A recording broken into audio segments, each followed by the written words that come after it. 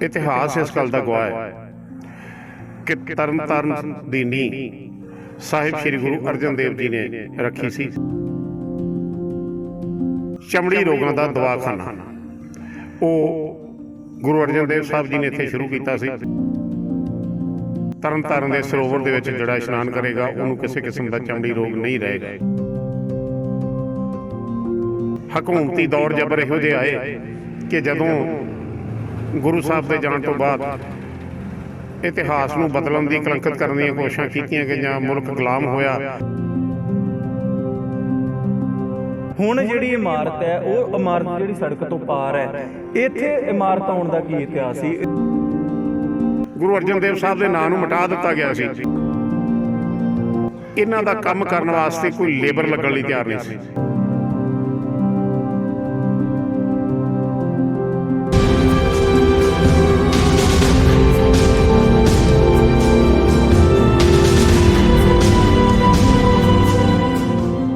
सारिਆਂ ਨੂੰ ਸਤਿ ਸ਼੍ਰੀ ਅਕਾਲ ਦੋਸਤੋ, ਰੋਜ਼ਾਨਾ ਪ੍ਰਾਈਮ ਦੇਖ ਰਹੇ ਹੋ ਤੁਸੀਂ। ਮੈਂ ਤੁਹਾਡਾ ਆਪਣਾ ਦਲਜੀਤ ਸਿੰਘ ਤੇ ਰੋਜ਼ਾਨਾ ਪ੍ਰਾਈਮ ਦੇਖ ਰਹੇ ਸਾਰੇ ਦਰਸ਼ਕਾਂ ਦਾ ਸਵਾਗਤ ਹੈ। ਮੇਰੇ ਬਿਲਕੁਲ ਬੈਕ ਸਾਈਡ ਜੋ ਤੁਸੀਂ ਇਮਾਰਤ ਦੇਖ ਰਹੇ ਹੋ, ਇਹ ਖੰਡਰ ਇਮਾਰਤ ਦਾ ਕੀ ਹੈ ਇਤਿਹਾਸ।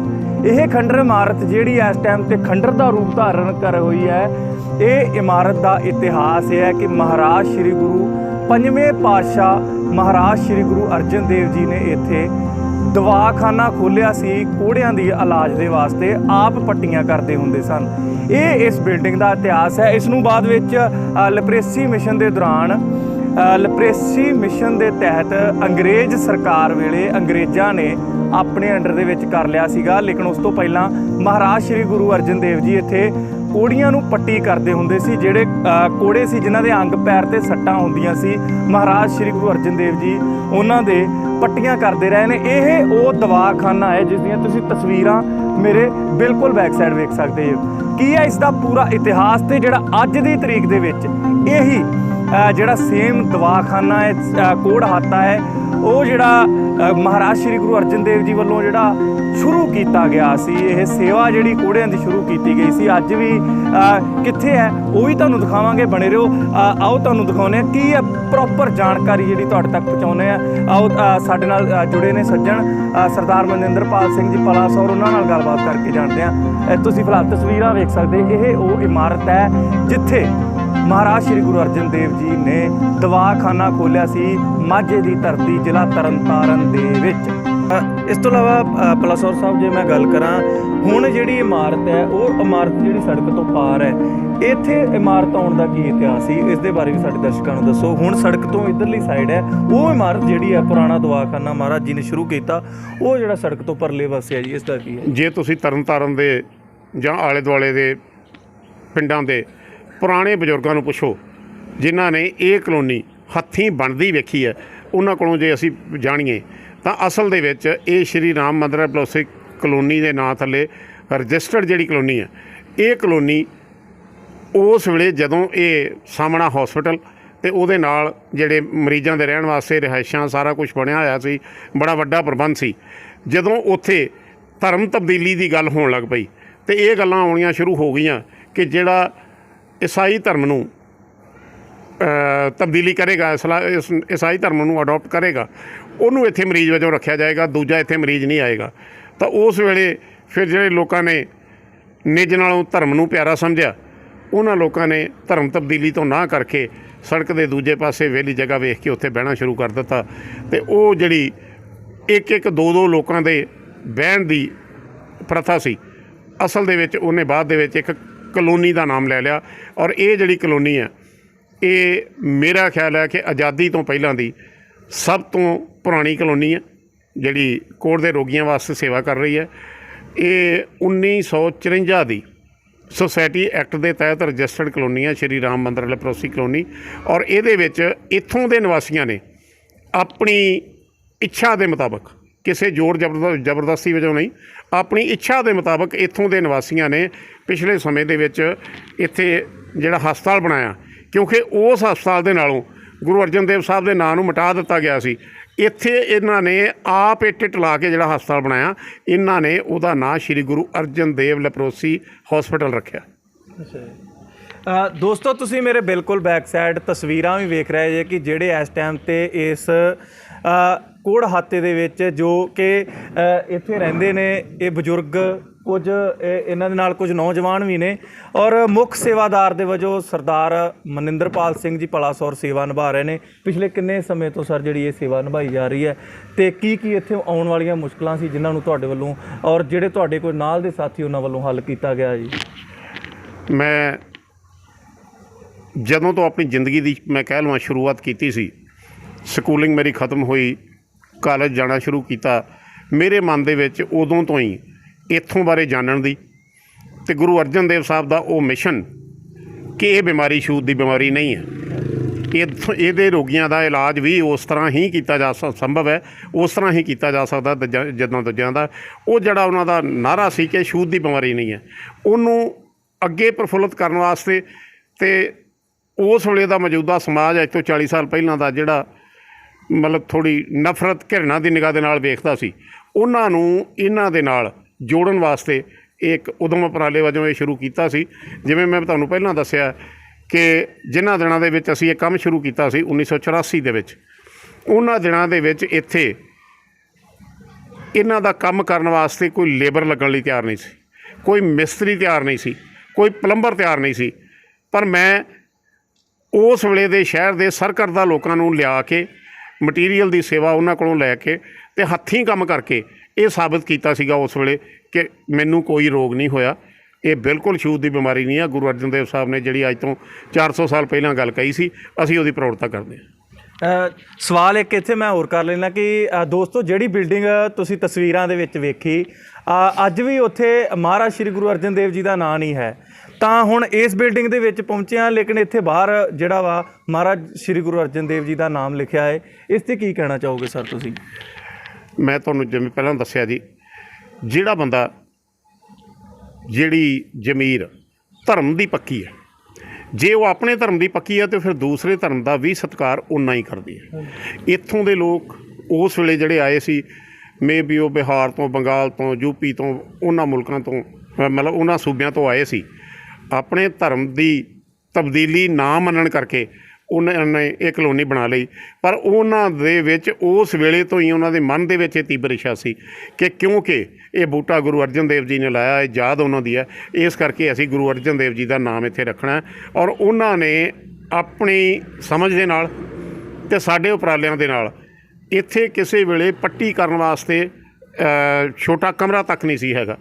ਪਰ ਜਦੋਂ ਅਸੀਂ ਉਹ ਡਿਸਪੈਂਸਰੀ ਸ਼ੁਰੂ ਕੀਤੀ ਅਤੇ ਉਹਨਾਂ ਨੇ ਸਭ ਤੋਂ ਪਹਿਲਾਂ ਇਹਨਾਂ ਦੀ ਸੁਸਾਇਟੀ ਨੇ ਇੱਛਾ ਜ਼ਾਹਰ ਕੀਤੀ ਸੀ ਕਿ ਇਹ ਡਿਸਪੈਂਸਰੀ, ਇਹ ਹਸਪਤਾਲ ਜਿਹੜੀ ਕਿ ਅੱਜ ਹਸਪਤਾਲ ਦਾ ਰੂਪ ਲੈ ਗਈ ਹੈ, ਕਿ ਵੀ ਇਹਨੂੰ ਅਸੀਂ ਗੁਰੂ ਅਰਜਨ ਦੇਵ ਜੀ ਦੇ ਨਾਮ 'ਤੇ ਰੱਖਣਾ। ਔਰ ਇਹਨਾਂ ਦੇ ਮਨ ਦੀ ਇੱਛਾ ਜਿਹੜੀ ਸੀ ਉਹ ਪੂਰੀ ਹੋਈ। ਅੱਜ ਗੁਰੂ ਦੀ ਬਖਸ਼ਿਸ਼ ਹੈ ਕਿ ਹਸਪਤਾਲ ਦੇ ਰੂਪ ਦੇ ਵਿੱਚ ਸ਼੍ਰੀ ਗੁਰੂ ਅਰਜਨ ਦੇਵ ਲੈਪਰੋਸੀ ਹਸਪਤਾਲ ਇੱਥੇ ਚੱਲ ਰਿਹਾ। ਅਤੇ ਸਰਕਾਰ ਨੇ ਇੰਨਾ ਕੁ ਉਦਮ, ਸਾਡੇ ਉਦਮ ਦੇ ਵਿੱਚ ਸਹਿਯੋਗ ਜ਼ਰੂਰ ਦਿੱਤਾ ਕਿ ਇੱਥੇ ਹਫ਼ਤੇ 'ਚ 2 ਵਾਰੀ ਸਰਕਾਰੀ ਸਿਵਲ ਹਸਪਤਾਲ ਤੋਂ ਡਾਕਟਰ ਆ ਕੇ ਇਹਨਾਂ ਮਰੀਜ਼ਾਂ ਦੀ ਦੇਖਭਾਲ ਕਰਦੇ ਹਨ। ਇਸ ਤੋਂ ਇਲਾਵਾ ਜੇ ਭਲਾਸੌਰ ਸਾਹਿਬ ਮੈਂ ਗੱਲ ਕੀਤੀ ਜਾਵੇ, ਮਹਾਰਾਜ ਸ਼੍ਰੀ ਗੁਰੂ ਅਰਜਨ ਦੇਵ ਜੀ ਨੇ ਸ਼ੁਰੂਆਤ ਕੀਤੀ, ਕੋਈ ਈਸਵੀ, ਕੋਈ ਸਨ, ਕੋਈ ਅੰਦਾਜ਼ਨ ਕਹਿ ਸਕਦੇ ਵੀ ਕਿ ਇਹ ਕਿੰਨੇ ਸਾਲ ਪਹਿਲਾਂ ਜਿਹੜੀ ਹੈ ਇਹ ਸ਼ੁਰੂਆਤ ਉਹਨਾਂ ਵੱਲੋਂ ਕੀਤੀ ਗਈ ਸੀ? ਗੁਰੂ ਅਰਜਨ ਸਾਹਿਬ ਦੀ ਜ਼ਿੰਦਗੀ ਅਤੇ ਉਹਨਾਂ ਦਾ ਤਰਨ ਤਾਰਨ ਦੇ ਨਾਲ ਜੁੜਿਆ ਸਮਾਂ, ਉਹ ਇਸ ਮਿਸ਼ਨ ਦੀ ਸ਼ੁਰੂਆਤ ਦਾ ਸਮਾਂ, ਉਸ ਵੇਲੇ ਤੋਂ ਇਹ ਚੱਲਿਆ। ਔਰ ਇਤਿਹਾਸ, ਕਈ ਲੋਕ ਇਸ ਗੱਲ ਨੂੰ ਕਹਿ ਦਿੰਦੇ ਨੇ ਕਿ ਇਤਿਹਾਸ ਦੇ ਵਿੱਚ ਇਹਦੀ ਕਿਤੇ ਉਦਾਹਰਣ ਨਹੀਂ ਮਿਲਦੀ ਜੀ। ਮੈਂ ਬੜੀ ਫਰਾਖਦਿਲੀ ਨਾਲ ਇਹ ਗੱਲ ਕਹਿਣਾ ਹੁੰਦਾ ਕਿ ਤਰਨ ਤਾਰਨ ਦੇ ਦਰਬਾਰ ਸਾਹਿਬ ਦੇ ਨਾਲ ਇਹ ਗੱਲ ਕਿੱਥੋਂ ਜੁੜੀ ਕਿ ਇੱਥੇ ਚਮੜੀ ਦੇ ਰੋਗੀ ਠੀਕ ਹੁੰਦੇ ਨੇ। ਇਹ ਗੱਲ ਕਿੱਥੋਂ ਆਈ ਕਿ ਤਰਨ ਤਾਰਨ ਦੇ ਵਿੱਚ ਸ਼੍ਰੋਮਣੀ ਕਮੇਟੀ ਇੱਕ ਹਸਪਤਾਲ ਬਣਾਉਣ ਲੱਗੀ, ਜਿਹੜਾ ਅੱਧਾ ਅਧੂਰਾ ਹੀ ਛੱਡ ਦਿੱਤਾ ਗਿਆ, ਉਹਨੂੰ ਵੀ ਚਮੜੀ ਰੋਗਾਂ ਦਾ ਹਸਪਤਾਲ ਬਣਾਉਣ ਲੱਗੇ। ਤਰਨ ਤਾਰਨ ਦੇ ਵਿੱਚ ਇਟਸੈਲਫ 'ਤੇ ਕੋਈ ਚਮੜੀ ਦੀ ਐਡੀ ਵੱਡੀ ਬਿਮਾਰੀ ਨਹੀਂ ਸੀ, ਪਰ ਕਿਉਂਕਿ ਤਰਨ ਤਾਰਨ ਦਾ ਨਾਮ ਗੁਰੂ ਅਰਜਨ ਦੇਵ ਸਾਹਿਬ ਨੇ ਇਸ ਬਿਮਾਰੀ ਦੇ ਨਿਰੋਗ ਵਾਸਤੇ ਪ੍ਰਚਲਿਤ ਕੀਤਾ ਸੀ, ਇਸ ਕਰਕੇ ਉਹ ਸਾਰਾ ਉਹਨਾਂ ਦੇ ਵੇਲੇ ਤੋਂ ਇਹ ਨਾਂ ਜੁੜਿਆ ਹੋਇਆ। ਠੀਕ ਹੈ। ਇਸ ਤੋਂ ਇਲਾਵਾ ਜੇ ਮੈਂ ਗੱਲ ਕਰਾਂ, ਹੁਣ ਇਸ ਆਸ਼ਰਮ ਦੇ ਵਿੱਚ ਕਿੰਨੇ ਮਰੀਜ਼ ਜਿਹੜੇ ਨੇ ਰਹਿ ਰਹੇ ਨੇ ਔਰ ਕਿਸੇ ਕਿਸਮ ਦੀ ਜੇ ਕਹਿ ਸਕਦੇ ਆ ਦੂਰ ਦਰਾਡੇ ਤੋਂ ਵੀ ਜਿਹੜੇ ਇੱਥੇ ਆ ਕੇ ਰਹਿੰਦੇ ਨੇ ਉਹਨਾਂ ਨੂੰ ਕਿਸੇ ਕਿਸਮ ਦੀ ਕੋਈ ਮੁਸ਼ਕਲ ਤਾਂ ਨਹੀਂ ਆਉਂਦੀ। ਔਰ ਨਾਲ ਹੀ ਜੇਕਰ ਹੁਣ ਕੋਈ ਨਵੀਂ ਸਰਕਾਰ ਬਣੀ ਹੈ, ਕੋਈ ਆਸ਼ਰਮ ਵਾਸਤੇ ਮੰਗ ਕਰਨੀ ਚਾਹੇ, ਕੀ ਕਹਿਣਾ ਚਾਹੋਗੇ ਤੁਸੀਂ ਜੋ ਸੇਵਾ ਦੇ ਵਿੱਚ ਜੇ ਇਸ ਟਾਈਮ 'ਤੇ ਇਹਨਾਂ ਜਿੰਨੇ ਵੀ ਤੁਸੀਂ ਮੇਰੇ ਬੈਕ ਸਾਈਡ ਜਿਹੜੀਆਂ ਰੋਜ਼ਾਨਾ ਪ੍ਰਾਈਮ ਦੀਆਂ ਇਹ ਲਾਈਵ ਤਸਵੀਰਾਂ ਵੇਖ ਰਹੇ ਜੇ, ਇਹ ਸਾਰੇ ਇੱਥੇ ਮਰੀਜ਼ ਨੇ ਔਰ ਇੱਥੇ ਕਮ ਸੇ ਅੱਜ 32 ਕਮਰੇ ਨੇ ਇੱਥੇ ਜਿਹੜੇ ਕਿ ਇੱਥੇ ਰਹਿ ਰਹੇ ਨੇ, ਜਿਹੜੇ ਰੋਗੀ ਨੇ ਉਹ ਇੱਥੇ ਰਹਿ ਰਹੇ ਨੇ, ਜਿਨ੍ਹਾਂ ਦੀ ਸੇਵਾ ਦੇ ਵਿੱਚ ਸਰਦਾਰ ਮਨਿੰਦਰਪਾਲ ਸਿੰਘ ਪਲਾਸੌਰ ਇਸ ਸੰਸਥਾ ਦੇ ਵਿੱਚ ਜਿਹੜੇ ਨੇ ਮੁੱਖ ਸੇਵਾਦਾਰ ਨੇ। ਇਸ 'ਤੇ ਕੀ ਕਹਿਣਾ ਚਾਹੋਗੇ ਸਾਹਿਬ? ਮੇਰੇ ਵੀਰ, ਤੁਹਾਡੇ ਇਸ ਸਵਾਲ ਦਾ ਜਵਾਬ ਮੈਂ ਦੋ ਹਿੱਸਿਆਂ ਦੇ ਵਿੱਚ ਦਊਂਗਾ। ਪਹਿਲੀ ਗੱਲ, ਸਰਕਾਰਾਂ ਕੋਲੋਂ ਕੀ ਮੰਗ ਹੈ, ਅਤੇ ਦੂਜਾ ਮੈਂ ਜਵਾਬ ਦੇਵਾਂਗਾ ਸਮਾਜ ਕੋਲੋਂ ਅਸੀਂ ਕੀ ਭਾਲਦੇ। ਸਰਕਾਰਾਂ ਕੋਲੋਂ ਸਾਡੀ ਮੰਗ ਹੈ, ਅਸੀਂ ਕਿਸੇ ਪਾਰਟੀਬਾਜ਼ੀ ਦੀ ਰਾਜਨੀਤੀ ਦੇ ਵਿੱਚ ਨਹੀਂ ਪੈਂਦੇ। ਇਸ ਕਾਲੋਨੀ ਨੂੰ 1954 ਦੇ ਵਿੱਚ ਸਰਕਾਰ ਨੇ ਰਜਿਸਟਰ ਕੀਤਾ ਸੀ, ਰਜਿਸਟਰਡ ਸਰਕਾਰ ਦੀ ਕਲੋਨੀ ਹੈ। ਬੜੀ ਥੋੜ੍ਹੀ ਉਸ ਵੇਲੇ ਇਮਦਾਦ ਹੁੰਦੀ ਸੀ, ਗ੍ਰਾਂਟ ਐਂਡ ਏਡ ਦੇ ਰੂਪ ਵਿੱਚ ਇਹਨਾਂ ਨੂੰ ਮਿਲਦੀ ਹੁੰਦੀ ਸੀ। ਉਦੋਂ ਮਗਰੋਂ ਬਹੁਤ ਯਤਨ ਕਰਨੇ ਪਏ ਸਾਨੂੰ, ਜਿਹਦੇ ਵਿੱਚ ਅਸੀਂ ਇਹ ਕੋਸ਼ਿਸ਼ ਕੀਤੀ ਕਿ ਵੀ ਇਹਨਾਂ ਨੂੰ ਬੁਢਾਪਾ ਪੈਨਸ਼ਨ ਜਾਂ ਹੈਂਡੀਕੈਪਡ ਪੈਨਸ਼ਨ ਜਿਹੜੀ ਹੈ ਉਹ ਲੱਗ ਜੇ। ਤਕਰੀਬਨ 8-10 ਸਾਲ ਦੀ ਮਿਹਨਤ ਦੇ ਬਾਅਦ ਅਸੀਂ ਉਹਦੇ ਵਿੱਚ ਕਾਮਯਾਬ ਹੋਏ। ਪਰ ਹੁਣ ਵੀ ਜਿੱਦਾਂ ਦਾ ਸਿਸਟਮ ਹੈ, ਜਿੱਦਾਂ ਉਹ ਪੈਨਸ਼ਨਾਂ ਮਿਲਦੀਆਂ ਨੇ, ਇਹ ਬੰਦੇ ਵੀ ਉਸ ਚੀਜ਼ ਦਾ ਸ਼ਿਕਾਰ ਹੈਗੇ ਨੇ। ਅੱਜ ਅਸੀਂ ਚਾਹਾਂਗੇ ਕਿ ਜਿੱਥੇ ਸਰਕਾਰ ਇਸ ਹਸਪਤਾਲ ਨੂੰ ਰੈਗੂਲਰ ਕਰੇ, ਇੱਥੇ ਪਰਮਾਨੈਂਟ ਸਟਾਫ ਅਤੇ ਪਰਮਾਨੈਂਟ ਡਾਕਟਰ ਦੀ ਡਿਊਟੀ ਲਾਵੇ, ਜਿਹੜਾ ਬਿਮਾਰੀ ਚਮੜੀ ਦੀਆਂ ਬਿਮਾਰੀਆਂ ਦੇ ਨਾਲ ਦਾ ਐਕਸਪਰਟ ਹੋਵੇ। ਉੱਥੇ ਨਾਲ ਦੀ ਨਾਲ ਇਹਨਾਂ ਦੇ ਜਿਹੜੇ ਡਿਪੈਂਡੈਂਟ ਬੰਦੇ ਨੇ, ਜਿਹੜੇ ਆਪ ਕਮਾ ਕੇ ਨਹੀਂ ਖਾ ਸਕਦੇ, ਉਹਨਾਂ ਨੂੰ ਜਿਹੜਾ ਦਾਨ ਦੇ ਤੇ ਨਾ ਚਲਾਵੇ, ਉਹਨਾਂ ਦੇ ਵਸੇਬੇ ਦਾ ਪ੍ਰਬੰਧ ਸਰਕਾਰ ਕਰੇ। ਉੱਥੇ ਨਾਲ ਦੀ ਨਾਲ ਇੱਕ ਚੀਜ਼ ਜਿਹੜੀ ਜ਼ਰੂਰੀ ਹੈ, ਇਹਨਾਂ ਦੇ ਨਵੀਂ ਪੀੜ੍ਹੀ ਬੱਚੇ ਠੀਕ ਠਾਕ ਨੇ, ਪਰਮਾਤਮਾ ਦੀ ਕਿਰਪਾ ਦੇ ਨਾਲ ਉਹਨਾਂ 'ਚੋਂ ਬਹੁਤ ਸਾਰਿਆਂ ਨੂੰ ਇਹ ਰੋਗ ਹੁਣ ਅੱਗੇ ਟਰਾਂਸਫਰ ਨਹੀਂ ਹੋ ਰਿਹਾ। ਉਹ ਬੱਚੇ ਪੜ੍ਹੇ ਲਿਖੇ ਨੇ। ਸਰਕਾਰ ਆਪਣੀਆਂ ਸੰਸਥਾਵਾਂ ਦੇ ਵਿੱਚ ਜਿੱਥੇ ਉਹਨਾਂ ਬੱਚਿਆਂ ਨੂੰ ਸਮਾਜ ਦੇ ਦੂਜੇ ਬੱਚਿਆਂ ਵਾਂਗ ਪੜ੍ਹਾਈ ਦੇ ਸਾਰੇ ਮਾਹੌਲ ਦੇਵੇ, ਹਰ ਕਿਸਮ ਦਾ ਮੌਕਾ ਦੇਵੇ, ਉੱਥੇ ਨਾਲ ਦੀ ਨਾਲ ਉਹਨਾਂ ਵਾਸਤੇ ਇੱਕ ਸਪੈਸ਼ਲ ਰਿਜ਼ਰਵੇਸ਼ਨ ਕਰਕੇ ਇਹਨਾਂ ਬੱਚਿਆਂ ਨੂੰ ਵੀ ਸਮਾਜ ਦੀ ਸੇਵਾ, ਸਰਕਾਰ ਦੀ ਸੇਵਾ ਕਰਨ ਦੇ ਯੋਗ ਬਣਾਇਆ ਜਾਵੇ। ਨੌਕਰੀਆਂ ਦੇ ਵਿੱਚ ਇਹਨਾਂ ਦੀ ਰਿਜ਼ਰਵੇਸ਼ਨ ਹੋਵੇ। ਬਹੁਤ ਬਹੁਤ ਧੰਨਵਾਦ ਜੀ। ਔਰ ਨਾਲ ਦੇ ਮੈਂ ਆਪਣੇ ਨਾਲ ਹੀ ਰੋਜ਼ਾਨਾ ਪ੍ਰਾਈਮ ਦੀਆਂ ਤਸਵੀਰਾਂ ਦੱਸਣਾ ਚਾਹੁੰਦਾ ਕਿ ਪੰਜਾਬ ਸਰਕਾਰ ਦੇ ਕੋਲੋਂ ਜੇਕਰ ਇਹ ਸਾਡੀ ਇਹ ਵੀਡੀਓ ਜਿਹੜੀ ਪਹੁੰਚ ਰਹੀ ਹੈ, ਅਤੇ ਅਸੀਂ ਵੀ ਇਹੀ ਬੇਨਤੀ ਕਰਨੀ ਚਾਹਾਂਗੇ ਕਿ ਕਿਸਾਨੀ ਅਤੇ ਜਵਾਨੀ, ਜੇਕਰ ਪੰਜਾਬ ਤੋਂ ਨਸ਼ਾ ਵੀ ਖਤਮ ਕਰਨ ਦੀ ਗੱਲ ਕੀਤੀ ਜਾਂਦੀ ਹੈ, ਕਿਸਾਨੀ ਦੇ ਲਈ ਸਹੂਲਤਾਂ ਦਿੱਤੀਆਂ ਜਾਂਦੀਆਂ ਨੇ, ਜਵਾਨੀ ਦੇ ਲਈ, ਬੁਢੇਪੇ ਦੇ ਲਈ ਜੇ ਸਹੂਲਤਾਂ ਦਿੱਤੀਆਂ ਜਾਂਦੀਆਂ ਨੇ, ਤਾਂ ਕਿਤੇ ਨਾ ਕਿਤੇ ਪੰਜਾਬ ਦੇ, ਮੈਂ ਤਰਨਤਾਰਨ ਦੀ ਨਹੀਂ ਗੱਲ ਕਰਦਾ, ਮੈਂ ਗੱਲ ਕਰਦਾ ਕਿ ਪੰਜਾਬ ਦੇ ਹੋਰ ਵੀ ਹਿੱਸਿਆਂ ਦੇ ਵਿੱਚ ਜੇਕਰ ਅਜਿਹੇ ਆਸ਼ਰਮ ਬਣੇ ਹੋਏ ਨੇ, ਖੁੱਲ੍ਹੇ ਹੋਏ ਨੇ, ਤਾਂ ਉੱਥੇ ਧਿਆਨ ਦੇਣ ਦੀ ਜ਼ਰੂਰਤ ਹੈ। ਫਿਲਹਾਲ ਤੁਸੀਂ ਲਾਈਵ ਤਸਵੀਰਾਂ ਵੇਖ ਰਹੇ ਹੋ। ਸੋ ਪਲਾਸੌਰ ਸਾਹਿਬ, ਅੰਤ ਵਿੱਚ ਜਿੰਨੇ ਵੀ ਸਾਡੇ ਨਾਲ ਦਰਸ਼ਕ ਜੁੜੇ ਨੇ, ਆਪਣੇ ਵੱਲੋਂ ਧੰਨਵਾਦ ਦੇ ਰੂਪ ਵਿੱਚ ਕੀ ਕਹਿਣਾ ਚਾਹੋਗੇ, ਜਿੰਨੇ ਵੀ ਸਾਡੀ ਇਸ ਵੀਡੀਓ ਨੂੰ ਦੇਖ ਰਹੇ ਨੇ? ਕਿਉਂਕਿ ਹੋ ਸਕਦਾ ਹੈ ਕੁਝ ਸਾਡੇ ਕੋਲੋਂ ਜਿਹੜੀ ਜਾਣਕਾਰੀ ਅਸੀਂ ਦੇ ਰਹੇ ਹਾਂ, ਹੋ ਸਕਦਾ ਹੈ ਕਿ ਤੁਹਾਡੇ ਕੋਲ ਜਿਹੜੀ ਜਾਣਕਾਰੀ ਵੱਧ ਹੋਵੇ, ਜਾਂ ਤੁਸੀਂ ਕੁਝ ਕਹਿ ਸਕਦੇ ਹਾਂ ਕਿ ਕੁਝ ਇਸ ਦੇ ਬਾਰੇ ਜ਼ਿਆਦਾ ਜਾਣਦੇ ਹੋ। ਇਸ 'ਤੇ ਤੁਸੀਂ ਕੀ ਕਹਿਣਾ ਚਾਹੋਗੇ? ਮੇਰੀ ਪਹਿਲੀ ਗੱਲ ਜਿਹੜੀ ਸੀ ਉਹ ਪੂਰੀ ਨਹੀਂ ਸੀ ਹੋਈ ਅਜੇ। ਜਿੱਥੇ ਮੈਂ ਸਰਕਾਰ ਕੋਲੋਂ ਇਹਨਾਂ ਦੇ ਬੱਚਿਆਂ ਦੇ ਸਮਾਜ ਦੇ ਵਿੱਚ ਬਰਾਬਰ ਰੁਤਬੇ ਦੀ ਗੱਲ ਕੀਤੀ ਸੀ, ਇਹਨਾਂ ਡਿਪੈਂਡੈਂਟ ਲੋਕਾਂ ਦੇ ਰੁਜ਼ਗਾਰ ਦੀ ਗੁਜ਼ਾਰੇ ਦੀ ਗੱਲ ਕੀਤੀ ਸੀ, ਉੱਥੇ ਨਾਲ ਦੀ ਨਾਲ ਸਾਹਿਬ ਸ਼੍ਰੀ ਗੁਰੂ ਅਰਜਨ ਦੇਵ ਜੀ ਨੇ ਇਸ ਦਵਾਖਾਨੇ ਦੇ ਨਾਮ 'ਤੇ ਜਿਹੜੀ 15 ਏਕੜ ਜ਼ਮੀਨ ਇਹਨਾਂ ਰੋਗੀਆਂ ਵਾਸਤੇ ਕੱਢੀ ਸੀ, ਸਰਕਾਰ ਅੱਗੇ ਮੇਰੀ ਹੱਥ ਬੰਨ੍ਹ ਕੇ ਬੇਨਤੀ ਹੈ ਕਿ ਉਹ ਜ਼ਮੀਨ ਸ਼੍ਰੀ ਰਾਮ ਮੰਦਰ ਲਪਰੋਸੀ ਕਲੋਨੀ ਦੇ ਨਾਮ 'ਤੇ ਚੜ੍ਹਾ ਕੇ ਇਹਨਾਂ ਰੋਗੀਆਂ ਦੀ ਸੇਵਾ ਵਾਸਤੇ ਵਰਤ ਕੇ ਗੁਰੂ ਅਰਜਨ ਦੇਵ ਸਾਹਿਬ ਜੀ ਦੇ ਮਿਸ਼ਨ ਨੂੰ ਪੱਕਾ ਕੀਤਾ ਜਾਵੇ। ਨਾਲ ਦੀ ਨਾਲ ਮੈਂ ਤੁਹਾਡੇ ਜ਼ਰੀਏ ਸਮਾਜ ਨੂੰ ਇਹ ਕਹਿਣਾ ਚਾਹੂੰਗਾ ਕਿ ਹੁਣ ਬੜੀ ਚੰਗੀ ਤਰ੍ਹਾਂ ਇਹ ਗੱਲ ਸਾਬਤ ਹੋ ਗਈ।